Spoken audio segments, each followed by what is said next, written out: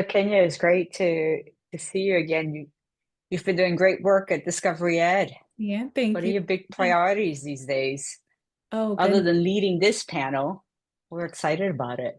Yeah, many of our districts are making sure that end of year plans are in place, and we're diving deep into data and forward planning, making sure that we're going to end the year strong. How are Oh, you it's going to doing? be an interesting year. We know that 2025 has already started in interesting ways. Yes, yes. Yep, lots to look forward to, lots to plan for. I see folks. Then how are things going in Virginia? It's good to see you. Good to see you too. They're going right. Uh, Things changed today with the accident that we had last night close in DC Yes, you're right with the there. airplane. So it's a little heavy for all of us. But the kids are coming, and I was in DC this morning, and I said to someone when they said, "Oh, you do all of those things," and I said, "And I am so glad I am the person that's doing that because our kids need a strong voice, and I don't take that lightly. So I'm trying to stay focused, um, not letting the noise uh, make me afraid because I know struggle and I know how it can look in the end because I'm product of it. So just keeping our teams motivated and doing the core business, which is educating kids. And Yeah. yeah, let everyone that has the role to worry about, the other things do just that. There's so many great things happening these days in Mhm. education. I'm constantly catching up with folks. I know Grace and her of Texas, the Texas Association, Leaders Association, got together recently, and there's just so much just good sharing and just reconvening around the work that we need to do this year. So really appreciate everyone. Yeah, I think it's important to keep those networks going on because we should be constantly learning from each other and sharing those resources just to make sure that our kids have everything they need and that our families are also getting what they need so they can help their families.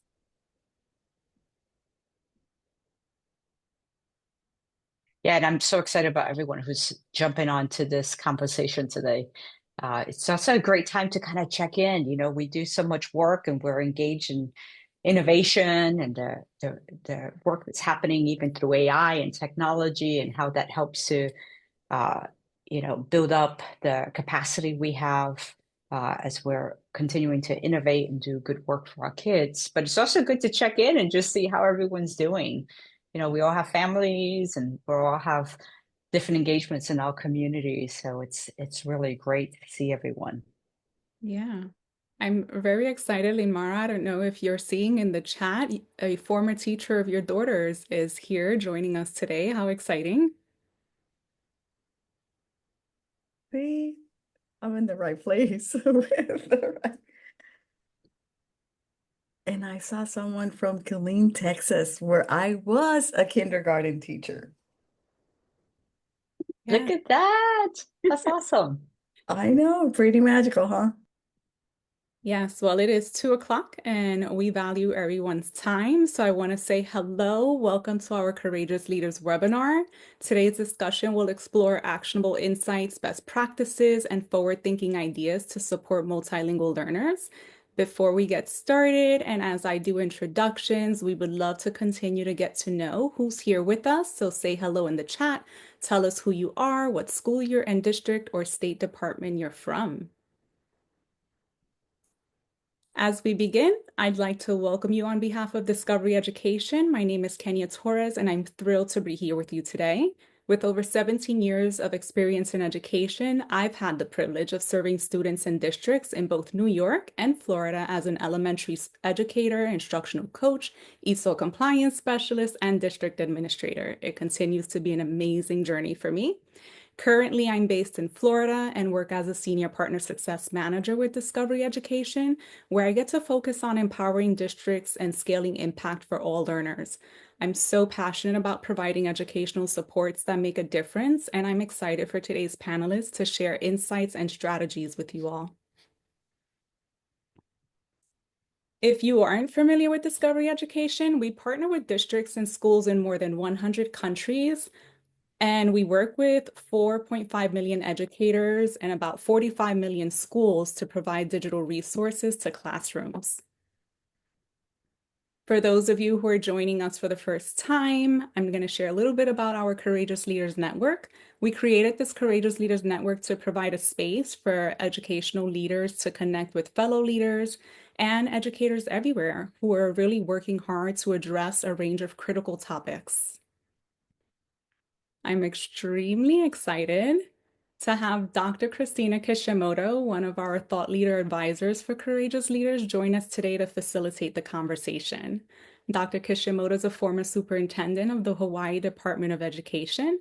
She's the founder of Voice for Equity, which helps foster collaboration to help educational leaders' policies become more equitable and inclusive. And as a longtime advocate for social justice and a national leader in education policy and equity matters, Christina has built a leadership team dedicated to achieving the organization's vision. So with that, Christina, I will turn it over to you to kick us off and get us started.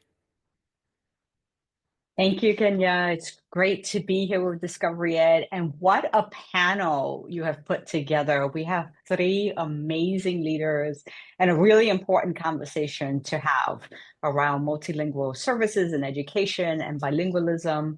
I want to introduce our panelists. Let me start with Altagracia Delgado, who's been in the field of education for 30 years. Is just an amazing leader.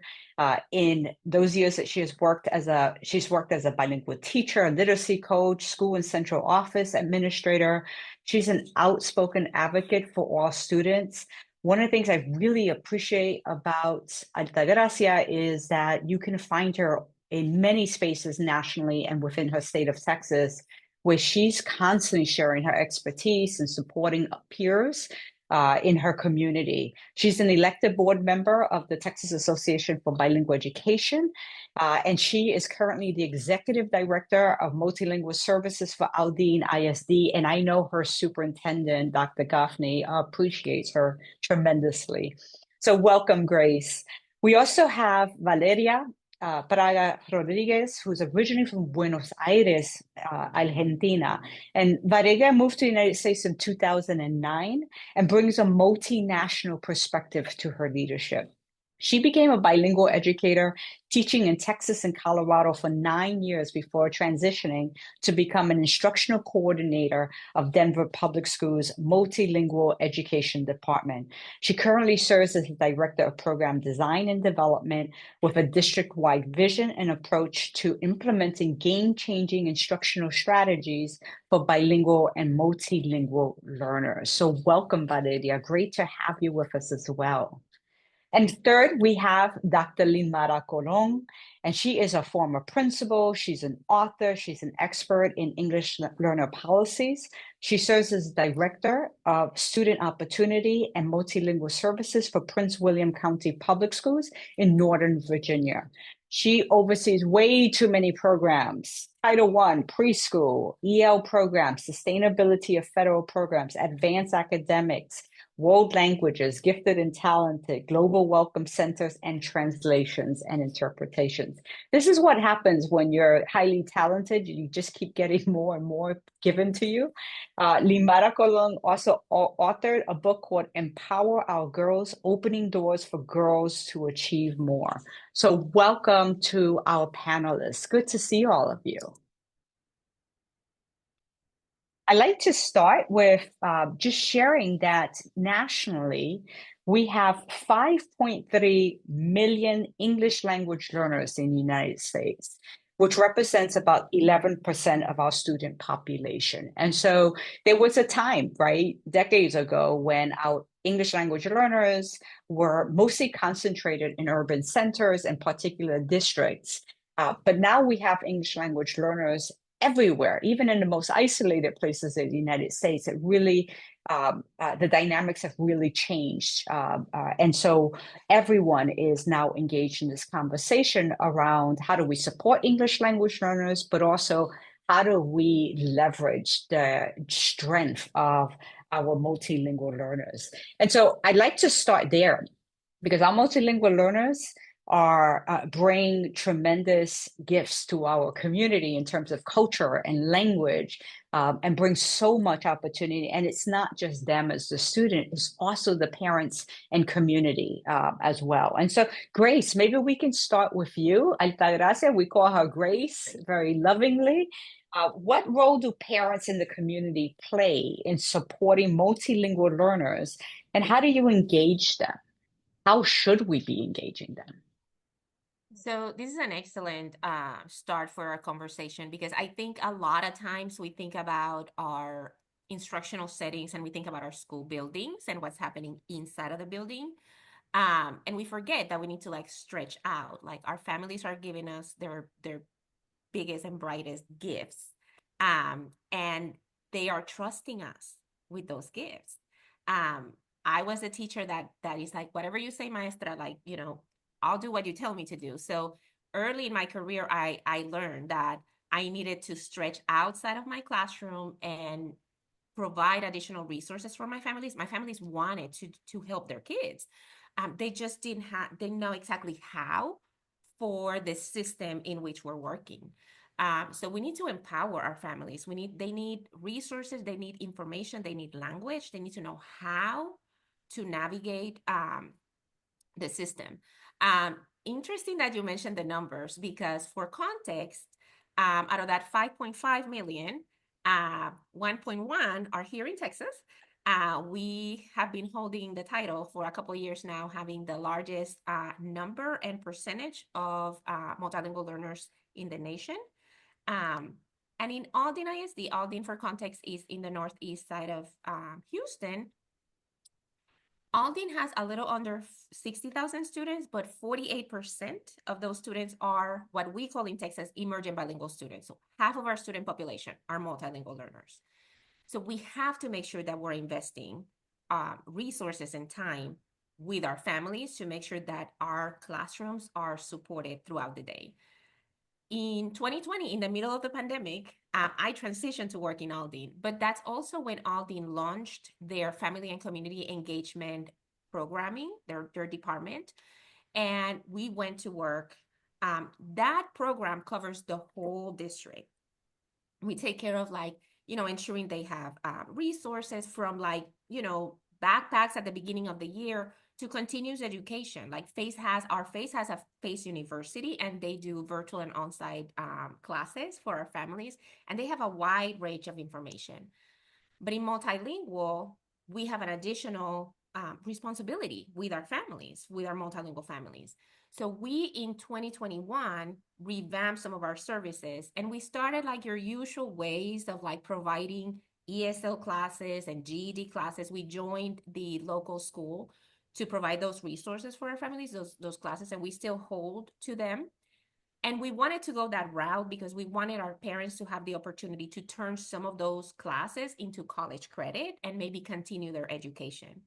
We have seen that has resulted in employability for some of our families within our district, which goes beyond what we can do just with a class here or there. But then we decided that we really wanted to focus on empowering our families, that we really needed to focus on creating leaders from our families. So we started our Parent Leadership Academy. And these are monthly meetings that we have with our families. We started collaborating with Dr. Jose Luis Zelaya, and it all became through the lens of like sacrifices and investments on your students. And we started investing in our parents, in like, what are their stories? What do they want for themselves? What do they want for their children? And they have now created their schedules. They are the ones that select the topics they want to learn about. They learn about programming, they learn about content, they learn about behavior strategies. We bring people from inside and outside of the community. We collaborated with Dr. Veronica Benavides in Bilingual Generation and brought in the Language Preservation Project to educate them in keeping their heritage language, and the importance of that to grow additional language. And after a couple of years, I was able to actually create a position that is a liaison. One of the mothers of the group is now leading the group in the continuous work that they're doing. And we also, because of the leadership of Dr. Goffney, we have a spring festival for the whole district that it's solely in Spanish. 97% of that 48% speak Spanish in our district, from very different countries in Central and South America and the Caribbean. So what we do is that we bring the community in. So our internal resources and external resources from the community, we have clinics, we have lawyers, we have financial planners. Internally, we have all the departments show up, including departments like human resources that comes and does like a mini job fair inside of the festival. So we've been able to like continue to provide those services throughout the last couple of years to empower our parents so they have those tools that can help them not just help our kids with homework, but also with additional skills, and that can help them navigate the system.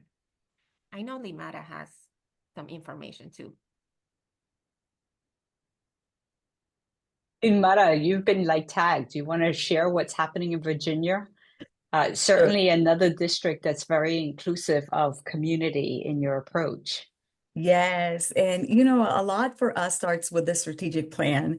So one of our strategic goals and resulted as a strategic investment was the addition of a parent liaison at every school, which has been extremely exciting for us because we recognize that there's a need.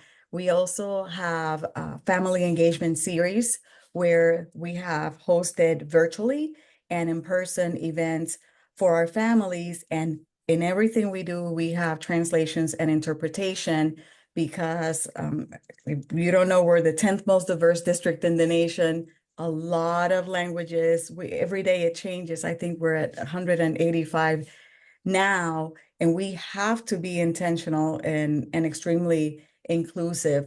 But I will say that for us, is teaching our families to hold us accountable for the promises that we've made to their students. And we look at our relationship as one of co-parenting because they're allowing us to have their most precious child and educate them. So lots of informational sessions. We have in the Title I side of the house, 2 events a year where we bring them together and use federal funds to support them.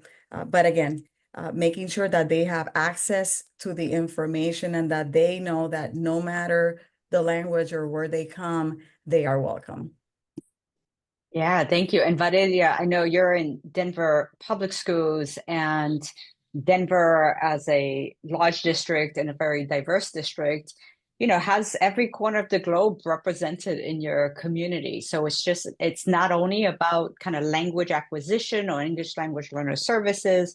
It's just the global community we have that's part of our students. And so what are some ways that Denver public schools is kind of framing the engagement of parents and leveraging the strength of the multilingual community you have there in Denver? Yeah, thank you for that question. Lots of similarities with what my colleagues were sharing here. We do have a department for family and community engagement, and I think it was 3 years ago, multilingual education, which is my department, a different team. We hired 6 different liaisons to go and support, to be the kind of like the instructional but wraparound side in supporting multilingual families. So in Denver, we opened community hubs. There's 6 strategically placed across the district where families can go and get resources that they need, food, they can take classes, they can get clothes for their families if they need them. And it's mostly newcomer or new to the country families that are in need of resources.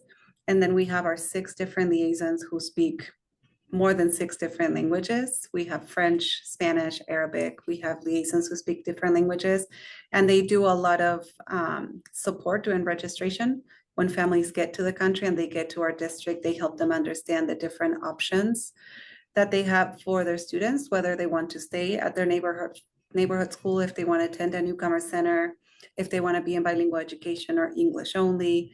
So we make sure that our department is present during the process of registration to help families navigate all the new information that they're gathering. And then we do monthly meetings. We call them I'm not going to come up with the right name, District Advisory Committee, I think it is, where families of multilingual students are invited. We do them every month. They're either during mid-morning or after school to make sure that more families can attend if they can, depending on their work schedules. And that's where we share resources. We share information about our multilingual programs and big topics that are happening in the district. Sometimes it's safety and security that come and present to the families, about bullying, about assessments that are coming up to make sure that families are informed. So we do value our families. We want to make sure that they're part of their students' education because, like Grace and Ninmara said, like, they're trusting us with their kids.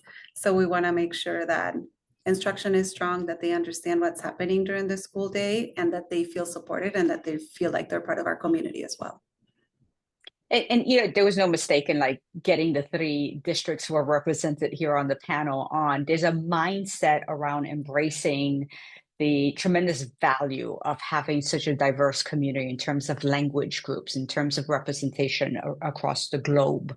And, you know, that mindset is present in your districts. It doesn't mean that there aren't still things that you're working on, right, improving, but there's that mindset. And one of the things that we find is that many districts in the United States are now seeing new language groups coming into them, large, small, medium-sized districts, some very isolated districts. And so, you know, what's your advice to them around how to ensure that while they're providing the language services, that it is within a culturally responsive and inclusive kind of framing? And then maybe you can get us started with that one in terms of how do you advise them? How do you stay focused on cultural responsiveness so that all families feel that the district is their district? Thank you for that question. And I get calls from colleagues across the nation often where the first question they ask is, Lynn, what are we supposed to do? Because our communities are changing. And my answer is always and will always be, we are going to love them and we are going to welcome them. We cannot let the fear of not understanding language acquisition keep us from welcoming our students and fostering environments where they know they belong. So language matters. Let's start there. I always say to my colleagues in schools, you don't have a class of English learners, you have a class of students. You don't have a school of L's, you have a school of students. So we always start there with language of belonging, asset-based language, because we know that our English learners have so many gifts that they bring to the school and conversations. I didn't mention this in the question earlier, but we have a multilingual advisory council where we have a student that makes us better leaders, better people, because she lets us know what it's like to experience the journey of a student that learned English through our system and how can we be better. We want to make sure that we're operating outside of the multilingual or cultural night, and that as our students are coming into our doors, everything screams, right? They know me. And that starts with the support that we provide to our leaders. I do a lot of research around this framework of leaders of English learners that set a strong message and vision for their schools, where teachers know that we are not going to use language as an excuse for not delivering high quality tier 1 instruction. We are not lowering expectations because we don't understand the difference between a level 1, a level 2 student. And then the processes for selecting resources as well, making sure that they are designed with the students that we have in mind, not the students we believe we have, not making assumptions. really looking at the data, historical data, and how the landscape is changing. And I will say that for that, there's an expectation for us in Prince William County to lead out in the field. My team will tell you we are more out in schools than we are in our offices, because we are very interested in seeing how students are responding and reacting to the curriculum resources that we have adopted and developed, and that is not done in isolation. So a lot of the work that we are doing is in collaboration with other departments, because they're not my English learners. They are our English learners, and we are holding everyone accountable for understanding who are these students. We're a minority majority district. English learners are the second largest student group for us. So it is important that everyone that comes here and works in Prince William County understands that we are supporting all students. And what does that mean? What's available? How do we sit at the table and make decisions that are supportive of them? How do we allocate funds? How do we plan for instruction? How do we challenge each other and get curious about the things that we don't understand? I saw a question in the chat about students with limited interrupted schooling. And I will ask, how many? How long? What resources are available? What language?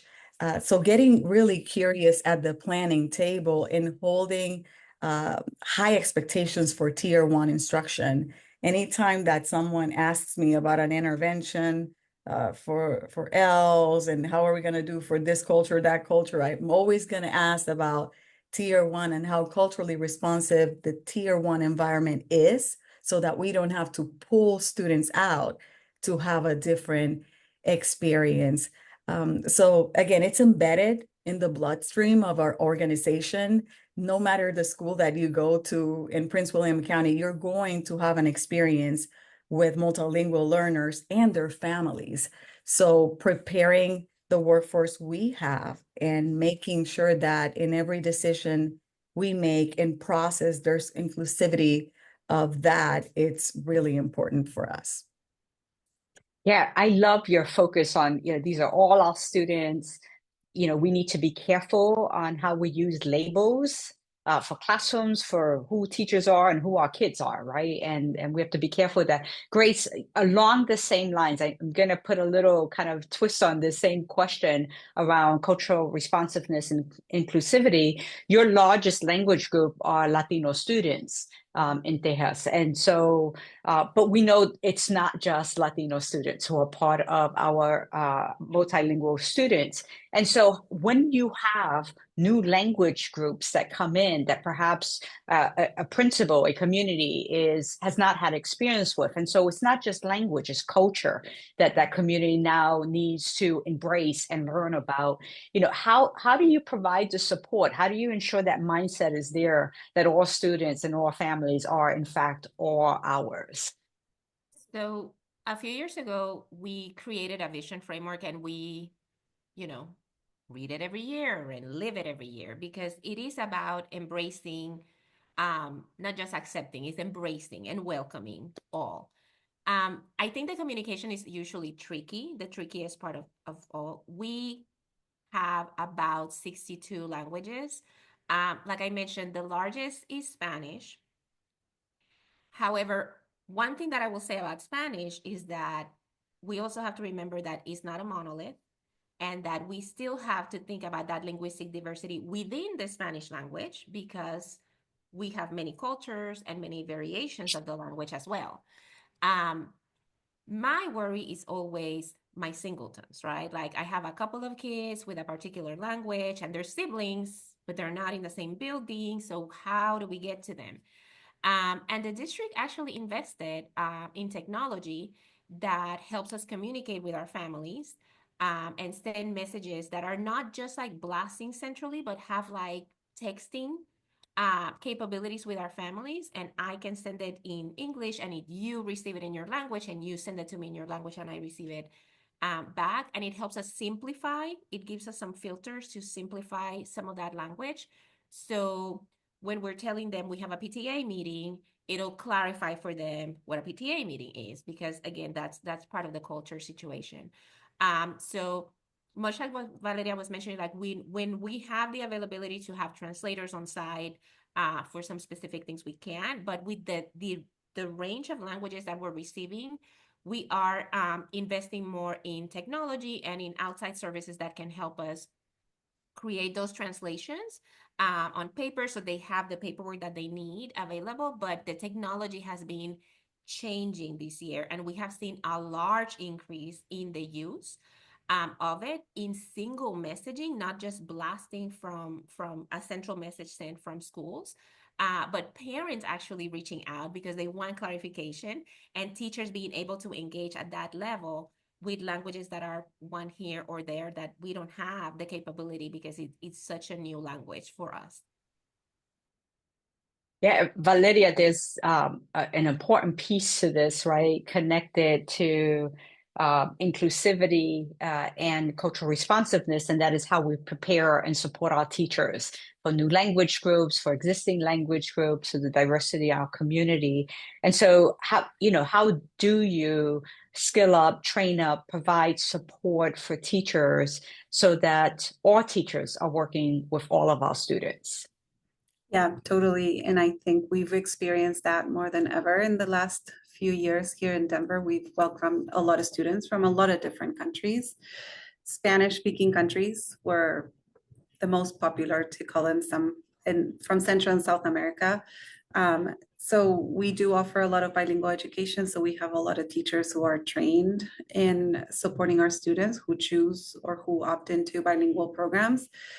But we do make sure in DPS that every single teacher is trained in sheltering strategies. So we make sure, because we have multilingual learners, that's what we call our English learners, in every single classroom across the district. So we do make it a point that every single teacher has strategies and skills to support, to provide language supports during content instruction.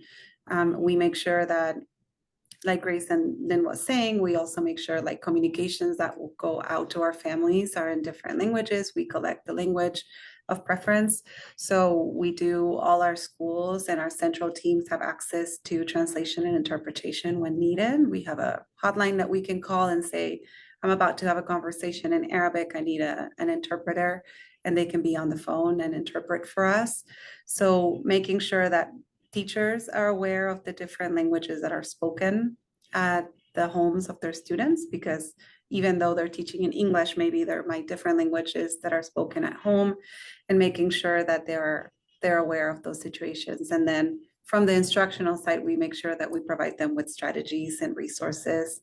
We were very lucky to partner with Discovery Education, and making sure that teachers knew that they can go and it's like, I need this article in French, let's see if it exists. Or I'm covering a unit that it's about, I don't know, Egypt. So I want to make sure that I have videos and different resources in multiple languages, so we know that if a teacher doesn't speak the student's language, maybe they can make sure that they can preview some information through a video or read something in their own language to make sure that they feel more comfortable. And it's not as scary to be in an environment where they might be learning English as an additional language. So make sure that we provide students with some background knowledge if they don't have it, or access to some information. Yeah, and Susan, who is on online and was talking about how she's from a small Midwestern town, and they're using they have over 30, 35 language groups, and they're using AI more so these days to help with translation and help and to provide new tools for instruction to accommodate all their language groups. Can any of you kind of speak to what are those possibilities that we're exploring using AI, knowing that there's so much more accuracy that we're seeing with these online tools, particularly with AI being really at the forefront of some new innovations in terms of how we can leverage it for instruction? The tool that we're using for communicating with our families is uses it. It's we actually started piloting it a couple of years ago. And it's been really beneficial for us in regards to the communication. Um, AI is usually your controversial topic, lately. Um, but at the end of the day, like the capabilities that we're seeing, it's absolutely what you're saying. Like the accuracy on the languages, it's being demonstrated. And to be honest, we live in a global world, but we are limited in the resources that we have in our district. So we do have to continue to explore um, what's out there. So when Limara was mentioning the collaboration with other departments, we closely work with our technology department because they are the better versed in it. And we make sure that they come and they collaborate with the curriculum department, with the multilingual department, with special education department, so we understand how these tools are working, and then we can learn about it and vet some of the tools that are being released for our teachers. So then our teachers also know, oh, when I'm doing this, I can use this and it can help me do this. And it can be something that has to do with a translation, or it can be something that has to do with language support, like creating scaffolds for students, because the computer may have the capability to build some of the bridging that we may not have the capability to do. Yeah, so I love that example of using a AI-enabled translation system. We're seeing it show up in many opportunities out there in curriculums, in the development of lesson plans. And so as a nation, we saw the research say that we've moved from educators being very standoffish and fearful of AI to entering actually a time period where educators are actually very curious and willing to innovate and use AI. And so it's exciting to be at this time period. I mean, there's a lot of opportunities there. I don't know if Valeria or Limara want to add to kind of that AI tool perspective in terms of also who our students are today, right? And the things that they're doing back home or in their communities on their own as they come into our schools. I'll add, for me, that's the beauty of being out in schools and engaging with students and teachers. The reality is that they are the ones that are in front of our students, and they have gotten so creative with some of the technology that's out there that I can't help but learn from them and get curious about how they're finding spaces to do that. Then our role has been, where is it most appropriate when it comes to language acquisition, so that you're not overusing some tools or over scaffolding in some cases. But I am excited because through rounds and school visits, I have seen educators do amazing things, and then I create the conditions for them to do more about that. We are working on a project right now that was led because of one of those visits. And I said, oh my, we have been talking about this for so long, and we have a voice in the field that's doing this that I would have not known if I had not been intentional about being in schools. So again, I think that the answer is in the room. We just have, as leaders, to be there and let people know, hey, I want to learn from you so that I can advocate through funding, grants, those spaces, so teachers have access to those resources. But I'm even looking at this from I'm going to use the word survival perspective. And I'll tell you, there's the instructional piece, but we have a lot of students that have to interact with staff outside of their classroom. Think about counselors, think about the nurse, and what do we have available so they feel safe, so that the nurse or the counselor does not have to pick up the phone, call an interpreting company, and removing those barriers, so that, going back to the earlier question, we are leveraging technology to create culturally responsive spaces for kids, where they know I'm not relying on one specific individual for me to be able to communicate, but my school has been designed and I know where to get access to these tools to be successful throughout the day.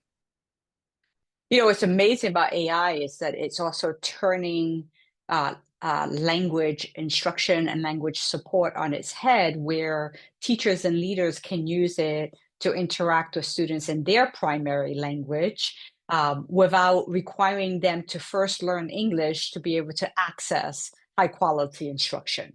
Right. And so we need to do this differently. And Valeria, I'm wondering about your thoughts about that, right? Turning it on its head, it puts more of the onus on us as leaders and teachers to interact with students and engage them in the curriculum, in their language, as we're teaching them English.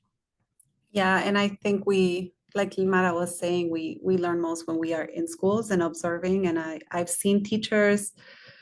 I was in a classroom with a teacher. She was a newcomer teacher, and she had a variety of languages, and you could see it on the walls, right?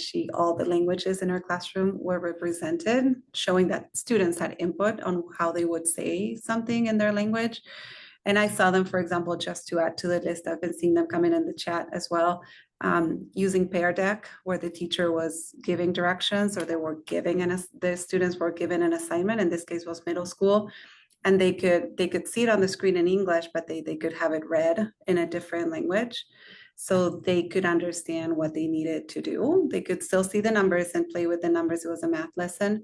So it was amazing for me to see that the student would listen to a lesson in English. They might not be getting all the information or all the details that they needed, but when it was time for them to go and work on their computers, they could see it in English. So they're learning, they're acquiring a new language, but they could still have that safety net, but they could read it in their own language to make sure that they could get the work going.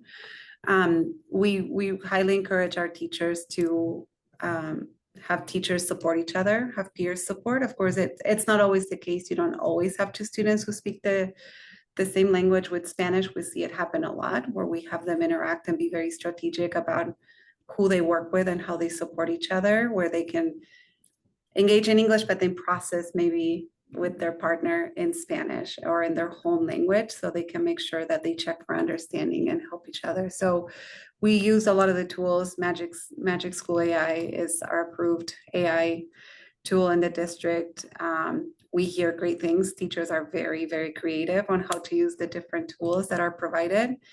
And then Google Translate we also use for, I think in my experience, it has gotten a lot more reliable in the last few years. But yeah, teachers are very creative, and they always find ways. Always is a big word. Like, they do their best to ensure that every student can participate in their classes. Yeah, I love that. I love those examples, Valeria. We had the opportunity to see just about a week ago a demonstration of a teacher speaking and an avatar on the student's computer doing sign language to them. And so, again, you did not need an additional person in the room. You don't need to call out that person.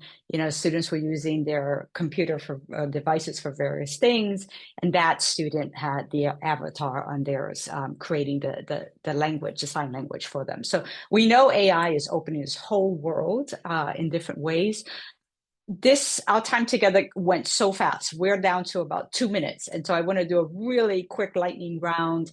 Start with Lynn very quickly. What's your thinking about where we need to push in terms of innovation and engagement of our students in terms of leveraging our multilingual community?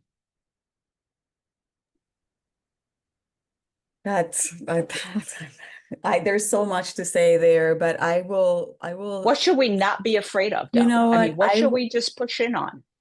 We should really re-examine if our expectations are high enough. If when our English learners come through our doors, are we still seeing pobrecito, poor kid, or if we see the promise? Do you see me? Because I'm that kid. Do you see Dr. Colon? Do you see what can happen at the end? And then we start there. Thank you. Valeria, your words of wisdom.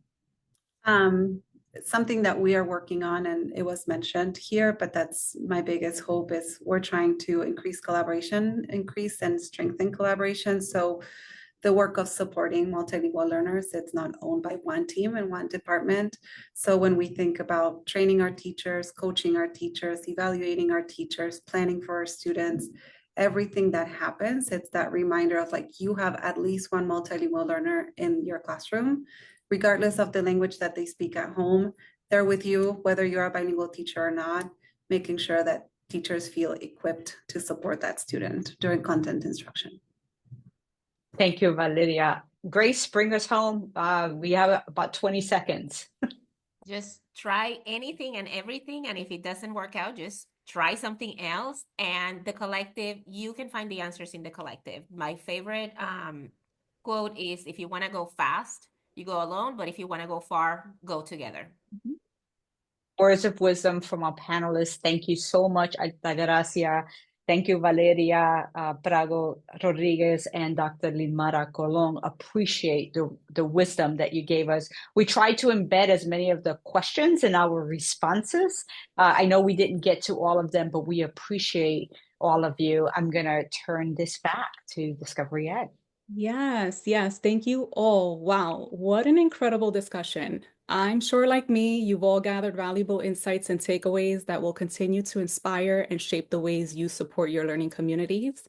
I love Grace's reminder that we're entrusted with special gifts and the importance of supporting, empowering, and valuing multilingual learners and their families. I also love the call out that language and a sense of belonging matters. We don't have to lower expectations to meet the needs of our learners, right? Shifting approaches is very different than lowering expectations. Lynn challenged you to get curious, which aligns so much with the work we do here at Discovery as well. Sometimes we neglect nurturing innate curiosity, which makes learning meaningful and memorable. One of the other points I wrote, and I put a star next to it, was Valeria's point about the key to building awareness of tools to support learning communities. My list could go on, but I'm thankful that we continue to embrace that the work continues and that we're opening the floor and doors to the continuation of this type of collaboration. Remember, use your presence and your voice in the field to help people see the promise, because together we all make an impact and such an incredible difference. Thank you all, and thank you, Christina, for facilitating today's conversation. As we close out today, I'd like to invite Thank you, you. Kenya. Yeah.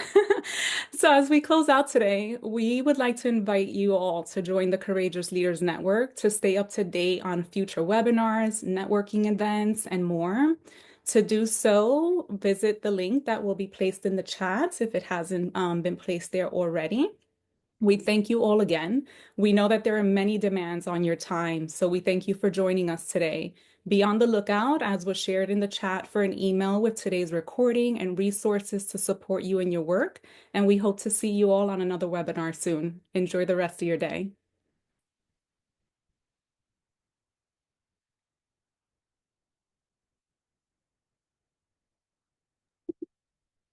That was fantastic. Thank you, everyone. Thank you.